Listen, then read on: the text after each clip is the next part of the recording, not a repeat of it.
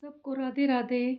तो आज हम बात करेंगे कि जो लोग बहुत भक्ति करते हैं, उनके मन में ये बात आ जाती है कि हमने भक्ति बहुत की है, हम भक्ति में बहुत आगे जा रहे हैं। तो कैसे हम पहचानें कि हम अध्यात्म के रास्ते पे चल रहे हैं और अध्यात्म के रास्ते पे चलते-चलते हमारी तरक्की हो रही है, कहीं हम गलत रास्ते पे तो नहीं चल रहे। तो सबसे पहले हम बात करेंगे उन लोगों की जिनके मन में वहम बैठ जाता है कि भगवान सिर्फ़ हमारे कहने से ही चल रहा है। जो भी काम हो रहा है वो भगवान हमारे हिसाब से कर रहा है।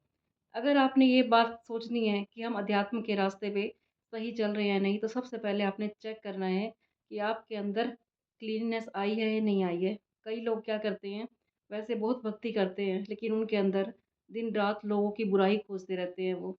निंदा-चुगली करते रहते हैं, दूसरों के साथ छल-कपट करना, कैसे किसी का पागल बनाना है। तो सबसे पहले आपने अपने अंदर से क्लीन होना है। जितना आप अपने अंदर से शून्य हो जाओगे, आपके अंदर कोई भी किसी की बुराई देखने की नज़र नहीं रहेगी।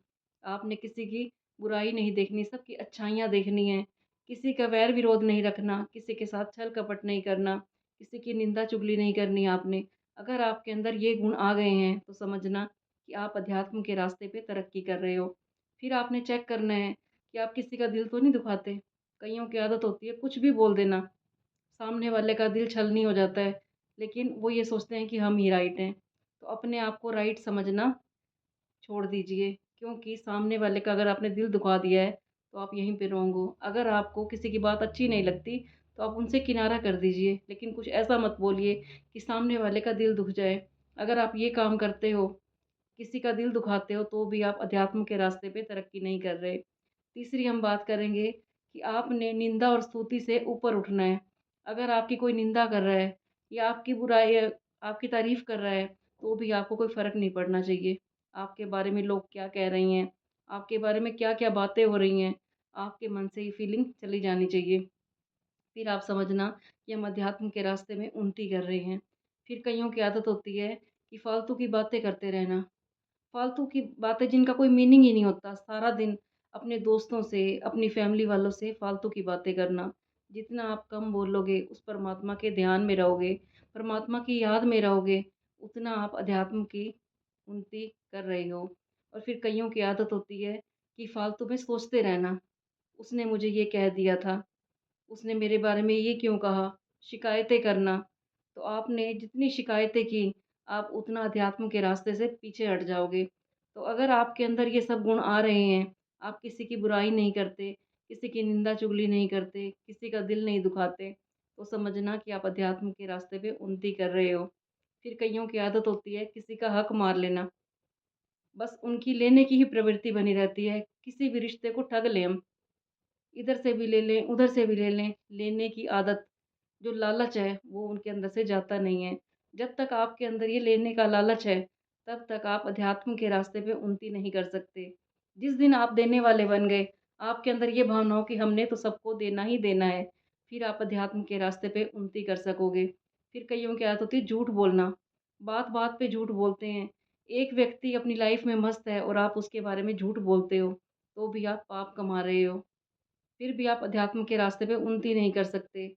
तो ये छोटी-छोटी बातें हमें अध्यात्म के रास्ते से भटकाती हैं।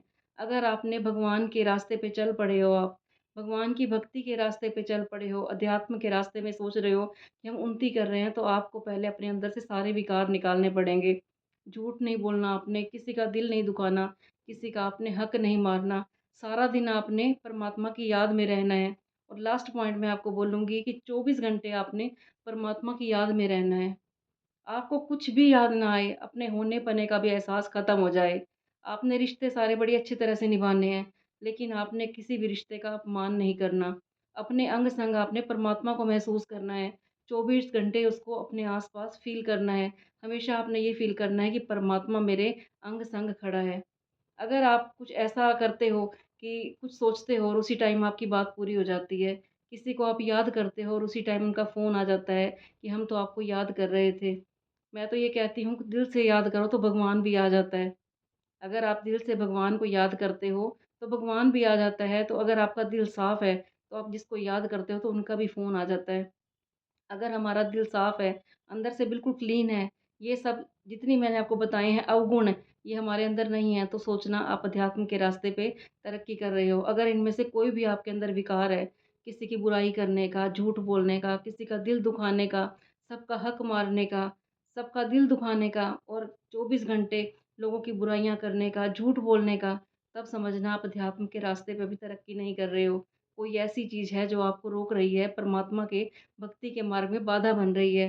तो उम्मीद करती हूँ आपको ये मेरी बातें अच्छी लगी होंगी। अच्छी लगी हों तो अपनी लाइफ़ में इन्हें ज़रूर यूज़ करना, क्योंकि ये बातें हमें हमारे जीवन को श्रेष्ठ बनाने में काम करती हैं। और जितना हम अध्यात्म के रास्ते पे जाते हैं, उतना भगवान हमारा अंदर से क्लीन करता जाता है। जब तक हम अंदर से क्लीन नहीं होंगे, तब तक परमात्मा की भक्ति हमें प्राप्त नहीं हो सकती। कहते हैं कि जो शेरनी का दूध होता है, वो सोने के बर्तन में टिकता है। तो हमारा जो मन है, ये है सोने का बर्तन और जो भक्ति है परमात्मा की, वो है शेरनी का दूध। तो आपने अपने मन को इतना साफ बनाना है कि इसके अंदर किसी की बुराई ना हो, कोई छल कपट ना हो। कोई आपके बारे में क्या कह रहा है, आपने इसके बारे में नोट ही नहीं करना। आपने सुनना भी नहीं है। अगर आपको कोई बोलता भी है कि आपके बारे में बातें हो रही हैं, तो भी आपने परवाह नहीं करनी। आपने सिर्फ़ एक परमात्मा की याद में रहना है, किसी को प्रूव नहीं करना, क्योंकि हमारी सारी ज़िंदगी बीत जाती है, हम अपने आप को प्रूव करने में लगे रहते हैं। रिश्तों को प्रूव करते रहते हैं कि हमने किसी के साथ गलत नहीं किया, हम सच्चे हैं। अगर आप सच्चे हो, तो आपको प्रूव करने की ज़रूरत नहीं है, क्योंकि यहाँ पे धरती पे तो परीक्षा भगवान को भी देनी पड़ी थी। सीता मैया को भी अग्नि परीक्षा देनी पड़ी थी। जितने यहाँ पे सच्चे लोग आए हैं, सबकी परीक्षा हुई है। कभी कंस की परीक्षा नहीं हुई, कभी रावण की परीक्षा नहीं हुई। हमेशा जो अच्छे लोग आए हैं, राम जी को दुःख मिले, कृष्ण जी को दुःख मिले, तो इस धरती पे आके तो भगवान को भी सुख नहीं मिला था। तो हमारे जैसे इंसान, जो सच्चे इंसान हैं, वो क्यों सोचते हो कि हमें लोग सही समझेंगे? तो आपने सिर्फ़ अपना कर्म करना है, भक्ति के मार्ग पे लगे रहना है, सबका भला करना है, किसी के बारे में बुरा नहीं सोचना और कर्म करना है और फल की चिंता आपने नहीं करनी। बस ये सोचना है कि हमने तो सबकी सेवा करनी है। फिर देखना आपकी ज़िंदगी में कितने बदलाव आते हैं। वो परमात्मा आपकी कुछ माँगने से पहले इच्छाएँ पूरी कर देगा। मेरा तो यही एक्सपीरियंस है कि जितना हम भगवान को याद करते हैं, सच्चे दिल से रहते हैं, हमें किसी के आगे कुछ माँगने की ज़रूरत नहीं पड़ती, क्योंकि भगवान को पता है कि मेरे बच्चे को क्या चाहिए। उसको सारा पता होता है कि मेरे बच्चे की खुशी किस में है। और एक और बात कहूँगी, कभी आपने भगवान से धक्का नहीं करना, कभी ये नहीं कहना भगवान मुझे ये दे दो, भगवान मुझे वो दे दो। बस यही बोलो भगवान को कि मेरे लिए जो अच्छा हो भगवान मुझे वही देना। बस आप मुझे जानते हो और भगवान को रात को ये कह के सोएँ कि हे परमात्मा, मैं जो हूँ, जैसा हूँ, मैं आपका ही हूँ, मुझे आपका ही सहारा है। तो अगर मेरी वीडियो अच्छी लग रही हो, तो लाइक कर देना और कमेंट में यही लिखना कि हे परमात्मा, मैं जो हूँ, जैसा हूँ, आपका ही हूँ। बस अगर आप ये सब लिखते हो, इससे भी आपको परमात्मा की कृपा प्राप्त होती है। अगर आप एक जना लिखते हो और दूसरा ये कमेंट पढ़ता है, तो उसके मन में भी भावना आती है। अगर आप किसी को शेयर करते हो ऐसी बातें, तो आप एक पुण्य का काम करते हो। क्योंकि अगर आपने 100 कर्म अच्छे किए हैं और आपने किसी को अच्छे मार्ग पे चलाया है, कहते हैं कि आप 10 काम अच्छे कर लो, लेकिन किसी को एक अच्छे मार्ग पे ले आओ, तो वो भी 10 काम के बराबर है।